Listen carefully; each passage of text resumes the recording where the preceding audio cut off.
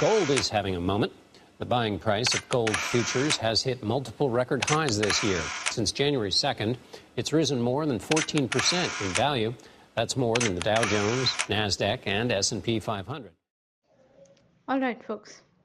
Imagine you're on a deserted island.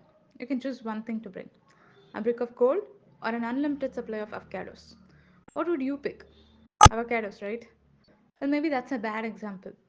But today, we are diving into something that's been shiny for centuries: gold. Is it still a good investment, or is it just a fancy metal that pirates went crazy for? Let's find out.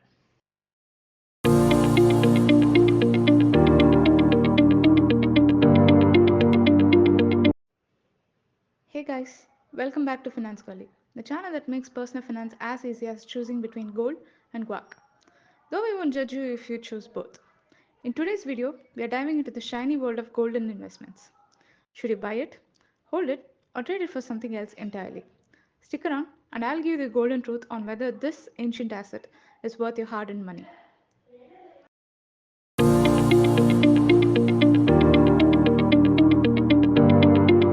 Alright, let's start with a quick history lesson. Gold isn't just a metal, it's practically the oldest form of currency. People have been fascinated with it since ancient times. From the Egyptians who built tombs full of stuff to 1849 when everyone rushed to California like gold fever, baby. It's been a symbol of wealth and power for thousands of years. We must protect the position of the American dollar as a pillar of monetary stability around the world. But here's the thing: just because something is old doesn't mean it's a great investment today. Let's fast forward to the 20th century when things started getting interesting. Gold used to back up currencies, but after 1971, President Nixon took the US off the gold standard. Since then, gold's value has been determined by the market.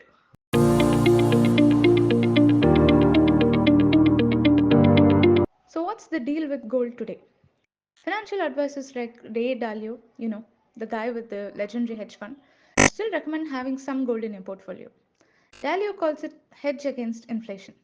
But let's be real, he also has billions in his bank account. So, does it work for us mere mortals? Gold is seen as a safe haven asset. Basically, when things get wild in the stock market, people flock to gold like it's the last bottle of hand sanitizer in 2020. It tends to hold its value when market crashes, making it a go-to during financial uncertainty.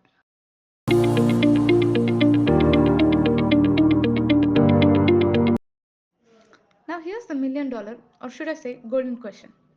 Should you invest in gold? Well, let's break it down. Gold doesn't produce dividends, interest, or rent like stocks, bonds, or real estate. It's like buying a fancy car that just sits in the garage and looks pretty. Sure, it can appreciate in value, but you're not getting anything out of it in the meantime. But that's also why many investors suggest keeping about 5 to 10% of your portfolio in gold. It's like a finance insurance policy. The idea is that when inflation skyrockets or the stock market tanks, your gold stash will be there to save the day, like some kind of a glittery superhero. During the times of an economic crisis, gold prices typically go up.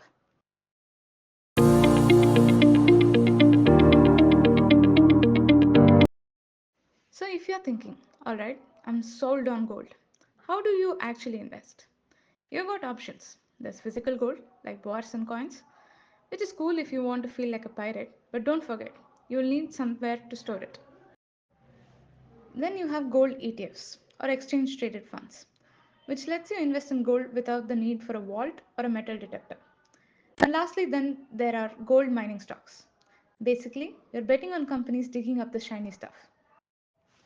Each method has its own risks and rewards. Physical gold is safe, but can be tricky to store. ETFs are easy, but come with some management fees. And mining stocks? Well, those depends on the success of the company.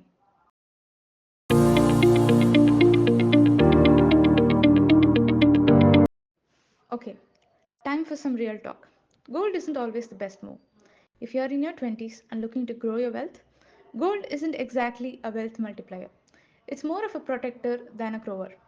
If you are all about long-term growth, stocks or index fund might be your best bet.